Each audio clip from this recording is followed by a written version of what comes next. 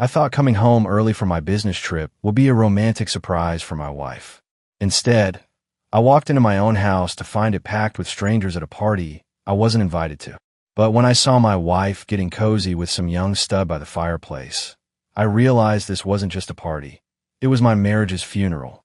Little did she know, I had a folder in my jacket that would change everything and destroy her perfect little world forever.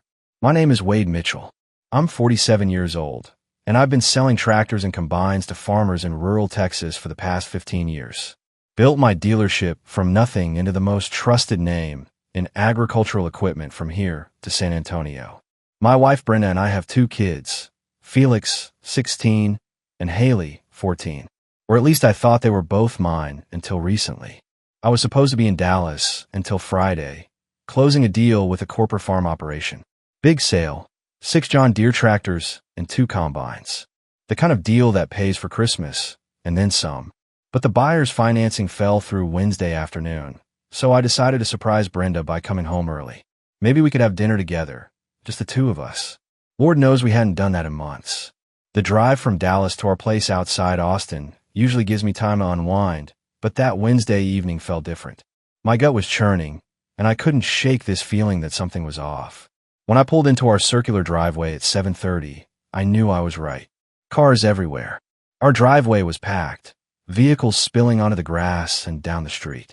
Music thumped from inside our house, my house that I'd worked 16-hour days to pay for. Through the front windows, I could see people laughing, drinks in hand like some college party. I grabbed my overnight bag and walked to the front door. The music got louder as I approached. I could hear Brenda's laugh cutting through the noise, that high-pitched giggle she used when she was trying to impress someone. I opened the door without knocking. It's my house, after all. The scene that greeted me made my blood run cold. Our living room was packed with people I didn't recognize. 20-somethings mostly, drinking beer from our good glasses, feet up on our leather furniture. The coffee table was covered in empty bottles and pizza boxes. And there, in the center of it all, was my wife. Brenda stood by the fireplace in a black dress I'd never seen before, one that showed more skin than she'd revealed to me in years. She was leaning into some guy with perfectly styled hair and a smug smile, her hand resting on his chest like they were high school sweethearts. The room went quiet when they noticed me standing in the doorway, suitcase in hand. Brenda turned around, and for just a split second, I saw pure panic flash across her face. Then she recovered, putting on that fake smile she used with difficult customers. "Wade," she said, her voice unnaturally bright. "You're home early." I looked around the room at all these strangers in my house, then back at my wife and her boy toy. "I can see that," I replied, my voice steady despite the rage building in my chest. "What the hell is going on here, Brenda?" The silence stretched between us like a loaded gun. Brenda's fake smile wavered as she glanced nervously between me and her pretty boy. The kid couldn't have been older than 30, probably some personal trainer from that fancy gym she'd joined 6 months ago. "It's just a small get-together," Brenda said, her voice pitched higher than usual. "You know, some friends from the fitness center." I looked around the room again, counting heads. 23 people, all strangers, drinking my bourbon and eating food I'd paid for. "Friends," I said, stepping further into the room. "I don't recognize a single face here, Brenda. And I sure as hell don't know Romeo over there." The young man shifted uncomfortably, his hand sliding off Brenda's waist like he'd been burned. "Smart move." "Wade, please," Brenda said, moving toward me with her arms slightly extended, like she was approaching a wild animal. "Let's not make a scene. These people are my guests. In my house," I said, my voice dropping to that low tone that made difficult customers back down. Using my liquor, eating my food, and apparently entertaining my wife. Felix appeared at the top of the stairs, drawn by the tension. My 16-year-old son looked between his mother and me with the kind of expression kids get when they sense their world is about to change forever. "Dad," Felix called down. "What's going on?" Before I could answer, Brenda jumped in. "Nothing, honey. Your father just got home early from his trip. Go back to your room." But Felix didn't move. He was a smart kid, honor roll student, and he could read a situation better than most adults. His eyes found the young man still hovering near his mother, and I saw understanding dawn on his face. "Who's that guy, Mom?" Felix asked, his voice carrying the sharp, edge of accusation. The pretty boy took that as his cue to leave. I should probably go, he mumbled, heading for the door. Kyle, wait.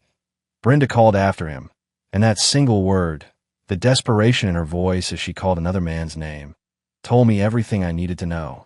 I stepped into Kyle's path, blocking his route to the door. He was maybe 6'2", athletic build, but I had 20 years of hard work and pure rage on my side. Where are you going, Kyle? I asked, his name tasting bitter on my tongue. The party's just getting started. Kyle's eyes darted toward Brenda, looking for help that wasn't coming. Look, man, Kyle said, holding up his hands. I didn't know you were coming back tonight. Brenda said you wouldn't be home until Friday. Brenda said a lot of things, apparently. I replied. But here's what I'm saying. Get out of my house. Now. Kyle didn't need to be told twice. He pushed past me and bolted for the door like his tail was on fire. The other party guests were already grabbing their coats and heading for the exits, sensing the storm that was about to break. Within 5 minutes, the house was empty except for family. Brenda stood in the middle of our destroyed living room, her face flushed with anger and embarrassment. Are you happy now? She snapped. You've humiliated me in front of my friends. I looked at my wife, really looked at her, and realized I was staring at a stranger. Brenda was still standing there, arms crossed, waiting for me to back down like I always did when she got that defiant look on her face. But this time was different. This time I had ammunition. I reached into my jacket pocket and pulled out the manila envelope that had been burning a hole there for the past week. Dale Murphy, the private investigator I'd hired, had done his job well. Too well. You want to know why I came home early, Brenda? I said, holding up the envelope. It wasn't because my deal fell through. It was because I got a very interesting package from a detective agency.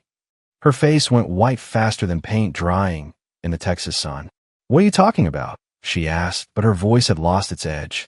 I opened the envelope and pulled out the first photograph. It showed Brenda and Kyle leaving the Marriott downtown last Tuesday, his arm around her waist, her laughing at something he'd whispered in her ear. I'm talking about this, I said, holding up the photo. And this. I pulled out another one. The two of them kissing in the parking lot of that fancy steakhouse on the east side. Brenda's mouth opened and closed like a fish gasping for air. And this is my personal favorite, I continued, pulling out the receipt from the hotel room she'd booked under a fake name. Mrs. Johnson, room 247. Ring any bells? Felix was still standing at the top of the stairs, and I could see him straining to hear every word. Good. He was old enough to know what kind of woman his mother really was. Wade, I can explain. Brenda started, but I held up my hand. You know what, Brenda? I showed a note that changed everything. This note. I pulled out the final piece of evidence. A text message Dale had managed to retrieve from her phone records. Want me to read it out loud? Wade's in Dallas until Friday. Come over at 7. The kids will be at their friends' houses. Brenda grabbed for the papers, but I stepped back. That's private, she hissed. Private. I laughed, but it wasn't a pleasant sound. You brought your boyfriend into our house, the house where our children sleep, and you want to talk about private? She tried a different approach, stepping closer with tears in her eyes. The same tears that used to make me cave every time we fought. Wait, please. It didn't mean anything. Kyle means nothing to me. Then why did you risk everything for nothing? I asked. Why did you lie to me for months? Why did you turn our home into your personal love nest? Felix started coming down the stairs, his young face hard with anger I'd never seen before. Mom, he said, his voice breaking. Is it true? Are you cheating on Dad? Brenda spun around, her mask of innocence slipping completely. Felix, go to your room. This is between your father and me. But Felix didn't move. Answer me, Mom. Did you cheat? The silence stretched until Brenda finally looked at the floor and nodded. Felix stared at his mother like she'd grown a second head. My son had always been close to Brenda, always defended her when I complained about her spending or her attitude. But watching him realize that his hero had feet of clay was like watching a building collapse in slow motion. How could you do this to Dad? Felix asked, his voice raw with betrayal. How could you do this to us? Brenda reached for him, but Felix stepped back like her touch might burn him. Honey, you don't understand. Your father and I, we've been having problems for a long time. So you thought sleeping around was the solution? Felix shot back. At 16, he had more integrity than his mother had shown in months. I felt a surge of pride in my son, even as my heart was breaking for what this was doing to him. Felix, go check on your sister, I said quietly. Make sure she's okay. He nodded and headed upstairs, but not before giving his mother one last disgusted look. When we were alone again, Brenda tried to regain control of the situation. Wade, I know this looks bad, but we can work through this. We can go to counseling, start over. I gathered up the photos and documents, sliding them back into the envelope. You want to work through this? I asked. Fine. Let's start with the truth. How long has this been going on? Brenda bit her lip, calculating how much she could get away with lying about. A few weeks, she said finally. I pulled out my phone and showed her the timestamp on one of the photos Dale had provided. Try again. This picture is from 3 months ago. Her shoulders sagged in defeat. 3 months, she admitted. Maybe 4. And how many others have there been? Others, she said, trying to look shocked. Wade, there's only Kyle. I pulled out another set of photos. Brenda having lunch with a different man, holding hands across the table at a restaurant I'd never taken her to. Who's this guy? I asked. She stared at the photo like it was a snake about to strike. That's nobody. Just a friend. A friend you hold hands with. A friend you kiss in parking lots. I showed her another photo of the same man walking her to a hotel room. Brenda collapsed onto the couch, her head in her hands. How long have you been having me followed? She asked. Long enough, I said. Long enough to know that our entire marriage has been a lie. Long enough to know that every time you said you were working late or going out with the girls, you were really off screwing around behind my back. She looked up at me with tears streaming down her face, but I felt nothing. No sympathy, no urge to comfort her. Just cold, hard resolve. What do you want, Wade? Do you want me to beg? Do you want me to promise it'll never happen again? I looked at the woman I'd loved for 18 years, the mother of my children, and realized I was looking at a stranger. I want you gone, I said simply. Pack your things and get out of my house. Brenda didn't move. She sat on the couch, staring at me like I'd just spoken in a foreign language. You can't be serious, Wade, she said. This is my home too. I've put 18 years of my life into this marriage. And I've put 18 years of honest work into building something for this family, I replied, while you were out playing house with every smooth-talking guy who gave you attention. Felix came back downstairs, and I could see he'd been crying. My son had always been tough, never one to show weakness, but finding out his mother was a cheater had broken something inside him. Dad, Felix said, his voice steady despite the pain in his eyes, I want you to know that Haley and I support whatever you decide to do. Brenda stood up quickly. Felix, you don't understand what you're saying. I'm your mother. A mother doesn't do what you did, Felix said, looking at her with the kind of disappointment that cuts deeper than anger.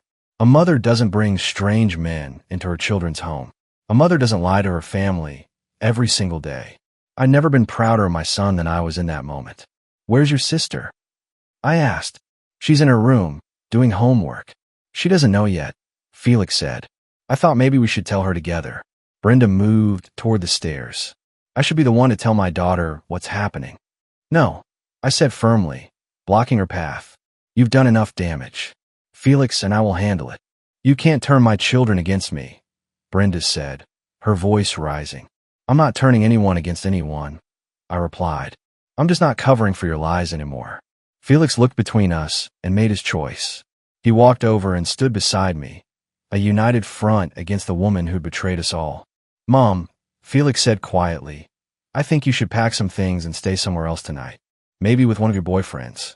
The cruelty in his words wasn't lost on any of us, but Brenda had earned every bit of it. Felix, please, she begged. Please what, Mom? Please pretend this never happened. Please keep lying for you. Felix shook his head. I'm done pretending. Brenda looked at me desperately. Wade, you gonna let our son talk to me like this? Our son is talking to you exactly like a cheating wife deserves to be talked to, I said, with honesty. You should try it sometime. She stormed toward the stairs, but I called after her. Brenda. She turned around, hope flickering in her eyes. Take only what's yours, I said. Everything else stays here. The hope died, replaced by pure venom. This isn't over, Wade, she hissed. You think you could just throw me away like garbage? I know things about you too. Like what? I asked, genuinely curious. She opened her mouth, then closed it again. We both knew she had nothing. I'd been faithful, honest, and devoted to my family for 18 years. That's what I thought, I said. Now go pack. After Brenda went upstairs, Felix and I sat down in the living room that still smelled like her betrayal party. The silence between us wasn't uncomfortable. It was the silence of two men figuring out how to rebuild their world. Dad, Felix said finally, I want you to know I never liked Kyle. Or any of those other guys she's been bringing around when you're out of town. My blood turned to ice water. Other guys? She's been bringing men here before. Felix nodded, his jaw tight with anger. Not just Kyle. There was this older guy with a Mercedes who came by a few times last month. And some gym trainer before that. I thought maybe they were his friends, but the way she acted around them. He shrugged. I knew something wasn't right. Why didn't you tell me? I asked. She made me promise not to. Said you wouldn't understand. That you were too jealous and controlling. Felix looked at me with eyes older than his 16 years. I believe her at first. I thought maybe you were the problem. But watching how she acted tonight, seeing those pictures, I know better now. I put my hand on my son's shoulder. I'm sorry you had to see all this. I'm sorry she put you in that position. I'm not, Felix said firmly. I'm glad I know the truth. And Dad, I'm proud of how you handled it. You didn't yell or hit anyone. You just showed her the facts and let her hang herself with her own lies. Before I could respond, we heard Haley's door open upstairs. My 14-year-old daughter appeared at the top of the stairs in her pajamas, looking confused and worried. Felix? Dad? What's all the noise about? And why is Mom throwing things around in your bedroom? Felix and I exchanged glances. Time to face the hardest part of this whole mess. Come down here, sweetheart, I said. We need to talk. Haley came down slowly, her teenage intuition already telling her that whatever was happening wasn't good. Is everything okay? She asked. Sit down, Haley, I said gently. There's something you need to know about your mother. For the next 10 minutes, I explained the situation as carefully as I could. I showed her some of the less explicit photos, told her about the lies and the affairs. Felix held her hand while she cried. So Mom's been cheating on you? Haley asked through her tears. Yes, I said simply. For how long? Months. Maybe longer. Haley was quiet for a long time, processing what she'd learned. When she finally spoke, her voice was steady despite the tears. What happens now? She asked. Now we figure out how to move forward as family, I said. The three of us. What about Mom? I looked up toward the bedroom, where we could still hear Brenda slamming drawers and cursing under her breath. Your mother made her choice, I said. Now she has to live with the consequences.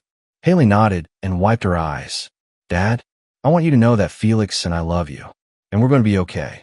Looking at my two kids, seeing their strength and maturity in the face of their mother's betrayal, I knew she was right. We were going to be more than okay. 3 days later, I was standing in Winston Hayes' law office, going over the divorce papers with the kind of precision I used when closing major equipment deals. Winston was exactly what I needed, a no-nonsense attorney who specialized in high-asset divorces. Wade, Winston said, spreading documents across his mahogany desk.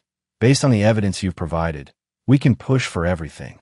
The house, the dealership, primary custody, and minimal alimony. What about the ranch property? I asked. 6 months ago, Brenda and I had bought a 40-acre spread outside town as an investment. At the time, she'd insisted we put it in both our names. That's where things get interesting, Winston replied. I did some digging into the financing. Turns out your wife took out a second mortgage on that property without your knowledge. Used the money to fund her affairs, hotel rooms, gifts for her boyfriends, even a weekend trip to Dallas with Kyle. My jaw clenched. Not only had she cheated, but she'd stolen from our family to pay for it. How much? I asked. $87,000, Winston said. She forged your signature on the loan documents. That was it. The final straw. Brenda hadn't just betrayed me emotionally. She'd committed fraud. Can we press charges? I asked. Absolutely. Forgery, fraud, theft, take your pick. With the evidence we have, the district attorney would love this case. I thought about Felix and Haley, about what it would mean for them to see their mother arrested.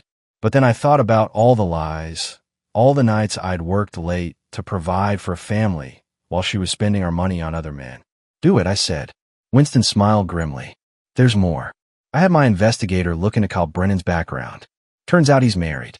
Has been for 3 years. His wife had no idea about the affair. I leaned back in my chair, processing this information. Does Brendan know he's married? Based on the text messages we recovered, yes. She knew from the beginning. Didn't care. That evening, I sat down with Felix and Haley to explain what was happening next. They deserved to know the truth about the legal proceedings. Dad, Felix said after I'd explained about the forged loan documents. Mom stole from us? She did, I said simply. Haley, who'd been quiet through most of the conversation, finally spoke up. Are you going to have her arrested? I'm considering it, I said honestly. What she did wasn't just wrong, it was illegal. Good, Felix said with conviction. She needs to face consequences for what she's done to this family. My phone buzzed with a text from an unknown number. When I opened it, I saw a message that made my blood boil. Wade, this is Kyle. We need to talk. Brenda told me you're trying to ruin both our lives. This doesn't have to get ugly. I showed the message to Felix, who read it and shook his head in disgust. What are you going to do, Dad? He asked. I deleted the message without responding. Nothing, I said. Kyle Brennan is about to have bigger problems than worrying about me. The next morning, I called Kyle's wife. I got her number from Dale Murphy, my private investigator, along with her address and workplace. Sarah Brennan worked as a nurse at Austin General Hospital and, according to Dale's research, had no idea her husband was a serial cheater. Mrs. Brennan, I said when she answered, my name is Wade Mitchell. I think we need to talk about your husband Kyle and my wife Brenda. There was a long pause. I don't know what you're talking about, she said, but her voice was shaky. Ma'am, I have photographs of your husband and my wife together. Hotel receipts, text messages, the whole thing. I think you deserve to know what's been happening. Another pause, longer this time. Can you meet me somewhere? She asked finally. An hour later, I sat across from Sarah Brennan at a coffee shop downtown. She was a pretty woman in her late 20s, with kind eyes that were currently filled with tears as she looked through the evidence I'd brought. How long? She asked quietly. At least 4 months, I said. Maybe longer. Sarah closed the folder and looked at me. Kyle told me he was working extra shifts at the gym.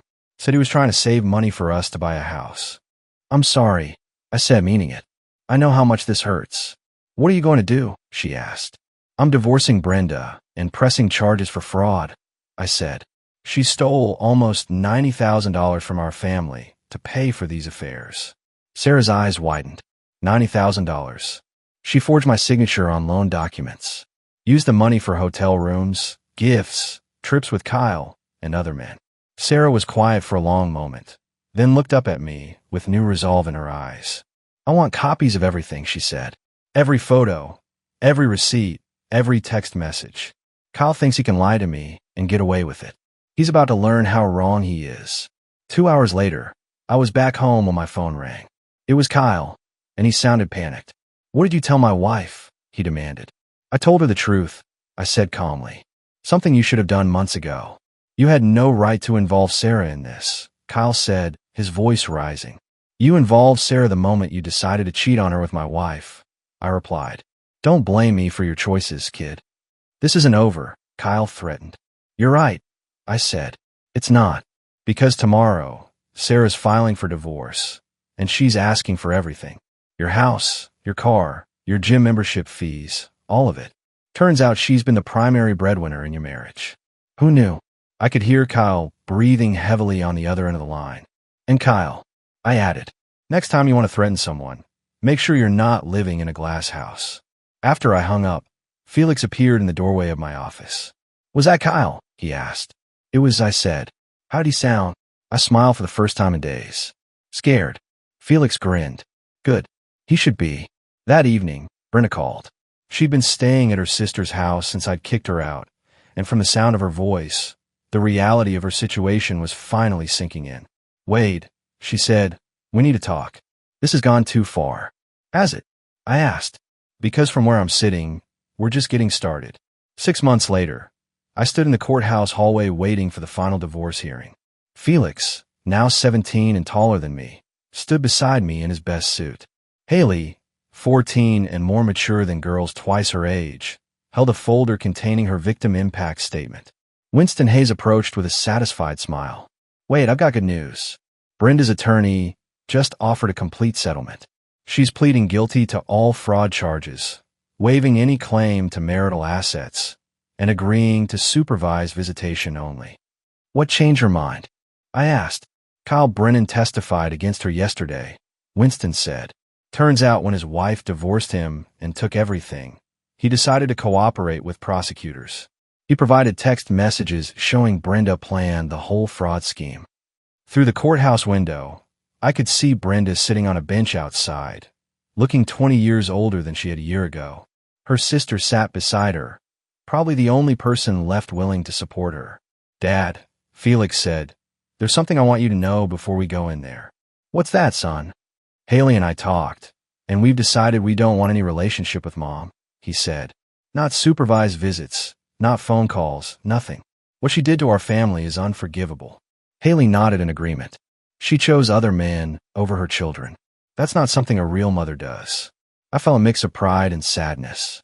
Proud of their strength and moral clarity. Sad that they'd had to grow up so fast. Are you sure? I asked. She's still your mother. No, Felix said firmly. A mother protects her family. She destroys it for selfish reasons. You're a family now, Dad. You and Haley and me. The hearing lasted 20 minutes. Brenda sat silently as the judge read the terms of our divorce. She would receive no alimony, no property, and no unsupervised contact with the children. She would also serve 18 months in minimum security prison for fraud. When it was over, Brenda approached us in the hallway. Wade, she said quietly, I know I don't deserve it, but could I talk to Felix and Haley for just a minute? I looked at my children, letting them decide. We have nothing to say to you, Felix said coldly. Please, Brenda begged. I'm your mother. I love you. You love Kyle more, Haley said simply, and David, and all the others. You made your choice. Brenda's face crumpled, but my children's expressions remained hard. They walked past her without another word. Outside the courthouse, I put my arms around both of them. You know what? I said, let's go celebrate. How about we drive out to the ranch and have a barbecue? Just the three of us. Felix grinned. Can we invite Grandpa and Grandma Mitchell? My parents have been incredibly supportive through the whole ordeal, never once asking me to forgive Brenda or give her another chance. Absolutely, I said. Family's what matters most. As we walked to the truck, I realized something important. Brenda hadn't just lost a husband and children. She'd lost her place in a family that would have stood by her through anything. Instead, she'd chosen temporary thrills over permanent love. Her loss. Our gain. 1 year later, I was standing in my expanded dealership, watching Felix help a young farmer understand the financing options for his first tractor.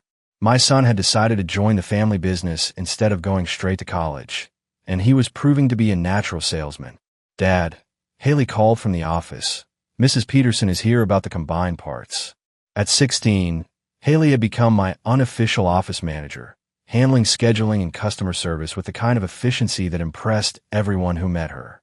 She was planning to study business administration in college, with the goal of eventually taking over the dealership's financial operations.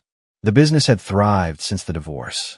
Word had gotten around about how I'd handled Brenda's betrayal, with dignity, strength, and decisive action. Farmers respect that kind of character, and my customer base had grown significantly. More importantly, my relationship with my children had never been stronger. Without Brenda's drama and manipulation, our house had become a place of peace and honest communication. Felix walked over after finishing with his customer. Dad, that's the third sale this week. I think we're going to beat last year's numbers. I asked, smiling. Well, you and Haley are family, he said. I figure I should be part of the team. Haley joined us, carrying a folder of invoices. Speaking of team, I've been thinking about something. Next month is the county fair, and they're having their annual scholarship fundraiser dinner. What about it? I asked. I think we should sponsor a table, she said. Show the community that the Mitchell family supports education and local kids. I looked at my two children, my son who'd chosen loyalty over his mother's lies, my daughter who'd found strength in the face of betrayal, and felt overwhelming gratitude. You know what? I said, let's sponsor 2 tables, and let's make it an annual tradition. That evening, we sat on the back porch of our house, watching the sunset over the Texas countryside. The ranch property was officially ours now. The court had awarded it to me after Brenda's fraud conviction, and we turned it into a weekend retreat where the kids could ride horses and I could decompress from the business. Dad, Felix said, do you ever regret how everything went down with Mom? I thought about it for a moment. I regret that it happened, I said. I regret that she made the choices she made. But I don't regret standing up for our family's honor. I don't regret teaching you both that actions have consequences. Good, Haley said firmly. Because we're proud of how you handled it. You showed us what real strength looks like. As the stars came out, I reflected on the past year. Brenda was serving her prison sentence and would be released to a world where she'd lost everything that mattered. Kyle Brennan was working at a gym in another state, his marriage and reputation destroyed. The other men who'd been part of her web of lies had all faced their own reckonings. Meanwhile, Felix, Haley, and I had built something stronger than what we'd lost. We'd built a family based on truth, respect, and unwavering loyalty to each other. You know what I love about our family? I said, looking at my children. What's that, Dad? They asked together. We keep our promises to each other, I said. And that's something no one can ever take away from us. The Mitchell family had survived the storm. We'd come out stronger, closer, and more committed to each other than ever before. And that was worth more than any cheating wife could ever destroy.